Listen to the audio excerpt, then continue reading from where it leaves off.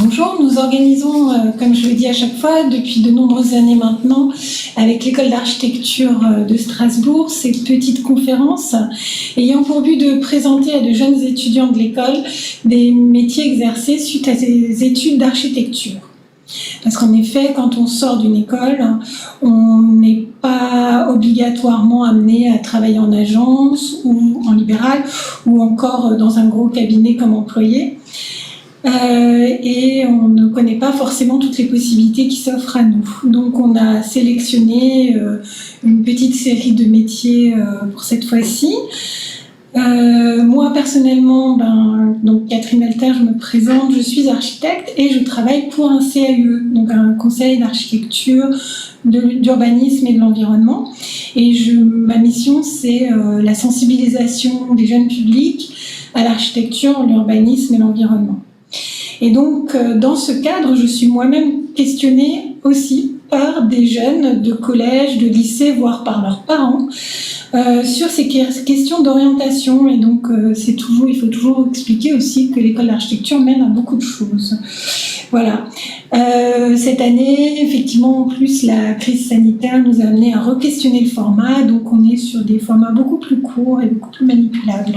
Voilà. Maintenant, on a place à Michel Fox, qui est paysagiste et qui va nous parler de son métier. Michel, à toi. Merci. Bonjour Catherine, bonjour à tous. Alors, première question, Michel. Comment t'es-tu orienté après ton bac? Quels ont été tes choix après ton bac? Alors, voilà, donc moi je suis architecte DPAG, j'ai fait l'école d'architecture de Strasbourg, mais j'ai toujours travaillé dans le paysage, donc d'où mon intervention aujourd'hui.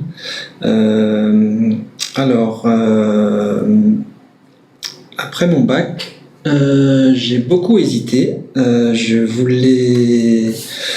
J'ai hésité entre l'architecture, entre l'école des arts plastiques et l'école nationale du paysage de Versailles aussi, et les études de sciences économiques, puisque moi j'ai fait un bac sciences économiques et sociales. Et donc la suite logique, c'était la fac de sciences éco, que j'ai suivi 2-3 mois, mais je me suis vite rendu compte que c'était pas ça qui m'intéressait. Moi, j'étais plutôt intéressé par des métiers dans lesquels on conçoit des espaces et dans lesquels on dessine beaucoup. D'où les images que je vous présente actuellement. Moi j'ai toujours beaucoup dessiné, peut-être beaucoup plus des éléments naturels, extérieurs. Mais voilà, il y avait aussi des maisons, enfin des situations spatiales, intérieures ou extérieures. C'est ce qui m'intéressait. Et de ce fait, je me suis donc plutôt orienté vers l'école d'architecture de Strasbourg, qui l'a emporté. L'école de Versailles étant un peu loin. Les arts plastiques, c'était plus créatif, mais sans vraiment d'aspect concret. On dessine, oui, mais il n'y a pas forcément après de réalisation qui se font suite au dessin. Moi, ce qui m'intéressait, c'était on dessine et après, il y a quelque chose qui se passe, on réalise, il y a une matérialisation du dessin qui se produit à un moment donné. Et l'école d'architecture était plus dans cet esprit-là. Et on m'avait dit également qu'à l'école d'architecture, on s'occupait aussi de paysage, puisque c'était un peu ça qui m'intéressait aussi. Voilà. Et donc, du coup, c'est un petit peu ce qui t'a amené aussi à choisir certains modules plus que d'autres au cours de tes études à Strasbourg. Oui, c'est ça. Donc c'est ce qui m'amène à vous parler un peu de la seconde partie. Qui parle de l'école d'architecture, des ateliers de projets, des cours que j'ai choisis, puisqu'effectivement à l'école on peut choisir soit de s'occuper d'architecture intérieure ou de bâtiments en tant que tel, ou à des échelles plus grandes de quartiers, de territoires, de villes, voilà. Et donc moi, pour revenir un peu en arrière, voilà, je vous ai placé cette diapo parce que pour expliquer mon choix et le fait que qu'à un moment donné, il faut être à l'écoute de soi, de ce qu'on aime faire, de ce qu'on a fait, de son histoire. Et voilà, moi, j'ai toujours été un peu en contact avec le jardin, avec les extérieurs. Voilà, on a notre jardin familial dans lequel on faisait pas mal de choses. J'ai travaillé dans les champs à ramasser le tabac. Enfin, voilà, toujours ce rapport à la nature, à l'extérieur, qui était très important pour moi.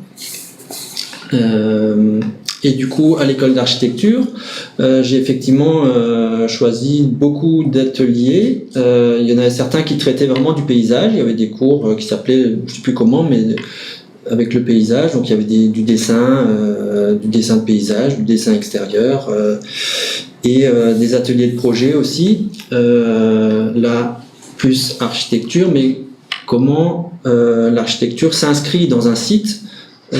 Comment il répond au site, comment il révèle peut-être aussi le site, la géographie, l'environnement dans lequel il se situe, dans lequel il s'inscrit, dans lequel il est construit, et voilà, développer des attitudes, quelles attitudes on peut développer l'architecte dans le paysage. Voilà, donc il y avait cet atelier-là, et pour clore mes études à l'école d'architecture, voilà, j'ai fait un travail personnel de fin d'études, aussi à une échelle, à l'échelle du paysage, à l'échelle presque du territoire. Donc j'ai pas travaillé sur un objet architectural, mais plutôt il y avait la question de la requalification de tout un morceau de ville, mais avec des questions également environnementales, le traitement du trait de côte. Là, notamment, c'est mon projet passé à Biarritz. Donc il y avait la question du trait de côte qui disparaît, de l'érosion, voilà, du socle dans lequel s'inscrit l'acte architectural ou paysager. Est-ce que je peux te permettre une petite question qui n'était pas forcément prévue? Est-ce que tu en as profité pour faire des stages peut-être aussi chez des paysagistes pendant l'école ou pas du tout? C'est venu plus tard? Oui, non, c'est venu en même temps en fait. C'est la diapo suivante, du coup, ça tombe bien. Voilà, puisque à côté de mes études à l'école d'architecture, j'ai fait des stages, mais j'ai aussi travaillé en fait chez divers paysagistes et notamment Alfred Peter. Voilà, qui se situait juste à côté de l'école d'architecture à l'époque, et avec qui j'ai commencé à travailler sur la réintroduction, l'insertion urbaine et paysagère du tramway à Strasbourg. Voilà, une histoire qui a commencé il y a presque une trentaine d'années. Et voilà, on voit aujourd'hui ce que ça a pu changer dans la ville, les quartiers que ça a permis de reconnecter, l'apaisement des espaces publics, leur plantation, voilà, le confort que ça a pu amener dans les déplacements, dans la mobilité, mais aussi dans le mieux vivre ensemble. Ouais, je veux bien que tu effectivement insistes sur cette partie-là pour bien dire que il y a des architectes comme Alfred Peter qui ont travaillé sur le paysage et le paysage urbain justement. Et pour des Strasbourgeois, c'est très très emblématique puisque c'était les premières arrivées du tram dans Strasbourg qui a vraiment changé la ville, quoi. Ouais. Et quasiment, c'était pas les premiers en France de la réintroduction du tram, mais on était les deuxièmes ou troisièmes, voilà. Mais effectivement, il y a une signature, on peut dire, du tramway strasbourgeois qui est très vert, avec une plateforme très verte, très engazonnée, beaucoup d'arbres, ce qu'on retrouve pas forcément ailleurs, sur les autres réseaux. Voilà, donc ça effectivement c'est un peu la note Alfred Peter. Et donc ça me permet de parler de la suite et de mon expérience de paysagiste qui s'est effectivement fait beaucoup à l'atelier, avec qui j'ai beaucoup travaillé. Et pour dire en quoi consiste le métier de paysagiste, le métier de paysagiste, c'est un peu une aventure humaine. Il travaille à différentes échelles déjà, effectivement, à l'échelle du territoire, de la ville, du quartier, mais ça peut aller jusqu'au jardin privatif, voire à la terrasse, donc beaucoup plus intime, on va dire. Mais c'est une aventure humaine, donc avec des gens, des interlocuteurs, des maîtres d'ouvrage, d'autres corps de métier, des ingénieurs, des architectes, des urbanistes, des éclairagistes, bref, des ingénieurs en mobilité. Et voilà, donc il y a des réunions, il y a des échanges. C'est aussi une aventure avec des entreprises qui sont chargées à un moment donné de réaliser les projets. La commande, elle se fait plus par le public, tu réponds à des appels d'offres, toi particulièrement, ou est-ce que il y a aussi beaucoup de privés? Comment ça se répartit, ça? J'ai beaucoup travaillé pour le public, donc ça se passe sous forme d'appels d'offres, effectivement. Il y a très longtemps, il y avait des concours. Donc ça c'était encore, il y en a encore, mais beaucoup moins. Donc maintenant on est plutôt sur des formats d'appel d'offres, voilà, où il faut remettre un prix et voilà, avec un mémoire technique, mais effectivement la partie prix prend beaucoup d'ampleur dans cette forme de consultation. Et quelques consultations privées aussi quand même depuis quelques années, puisque là je travaille avec 120 GR, donc une agence d'architecture, d'urbanisme et de paysage, dans laquelle tous les corps de métier sont représentés, architectes, paysagistes. Et du coup on a des commandes qui peuvent être privées aussi, et donc qui s'élaborent dans les 3 disciplines. On en discute en interne et ça donne du coup des projets très riches dans lesquels chaque discipline peut avoir sa place de manière plus ou moins pondérée en fonction des sujets. Le travail de paysagiste, c'est aussi travailler avec les gens, pour les gens, être bienveillant, être à l'écoute des gens pour écouter leurs besoins et apporter les solutions, les meilleures solutions pour améliorer leur bien-être privé ou améliorer le mieux vivre en collectivité, ensemble, dans l'espace public. Voilà, donc on travaille avec des ressources, avec des personnes, mais aussi avec des ressources. On essaye de travailler avec des ressources les plus locales possibles. Et ça de tout temps, puisque quand on travaille avec des ressources locales, des arbres, là sur l'image, c'est une palette végétale qui a été développée dans le cadre du projet du tram-train de La Réunion. Donc on a utilisé on est allé voir des pépiniéristes, des acteurs locaux pour développer cette palette végétale qu'on allait utiliser dans le cadre du projet. On n'est pas venu avec des essences de métropole pour essayer de les imposer là-bas, mais on a travaillé vraiment avec ce qui se fait et qui se trouve localement, et qui est évidemment adapté au milieu, à la géographie, à la météo locale. Donc ça, c'est quelque chose qui est peut-être un peu plus prégnant dans le paysage. Ça vient aussi... Il y a des architectes aussi qui le font en architecture, mais c'est très important en paysage aussi. Voilà, donc cette fameuse palette végétale qu'on a développée pour le tram-train, on l'a déclinée dans les plans. Voilà. Et donc, quand je parlais de bienveillance, il y a cet exemple des stations plantées du tram. C'est quelque chose qui nous paraissait important pour que lorsqu'on attend le tram, on le fait pas en plein soleil, en pleine canicule. On peut se mettre à l'ombre des arbres en station pour attendre de la manière la plus agréable possible.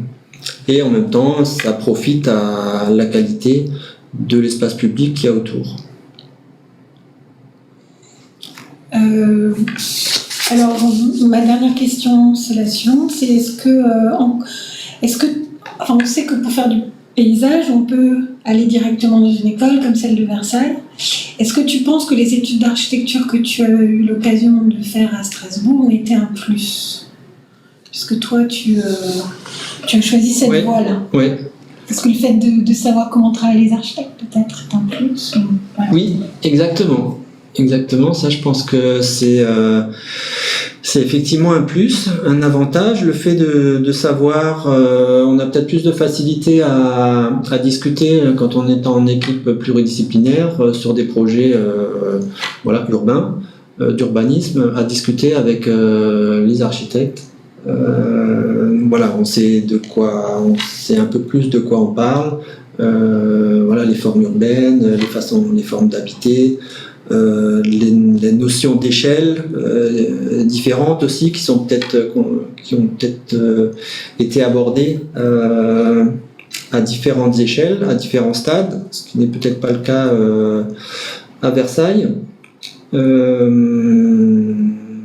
Le côté technique aussi, je pense, qui est abordé à l'école d'architecture, et moi qui m'intéressais en tout cas,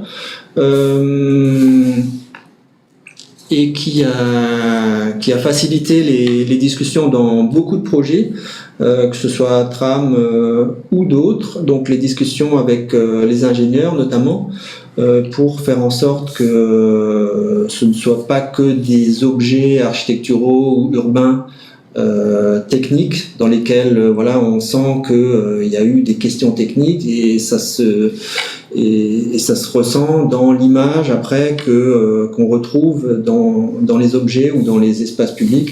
C'est vrai que le paysage, que ce soit l'architecture ou le paysage d'ailleurs, c'est quand même très technique. Il y a beaucoup d'intervenants, beaucoup de disciplines qui interviennent là-dedans. L'espace public, il y a beaucoup de réseaux, d'où cette image, notamment il y a les réseaux secs, les réseaux humides, comme en architecture également. Et du coup, il y a des contraintes, mais ces contraintes et cette technique, elle doit être au service d'un projet. C'est pas l'inverse, c'est pas l'architecture ou le paysage qui doit servir la technique, c'est la technique qui doit servir un projet. Et pour ça, il faut s'intéresser à la technique.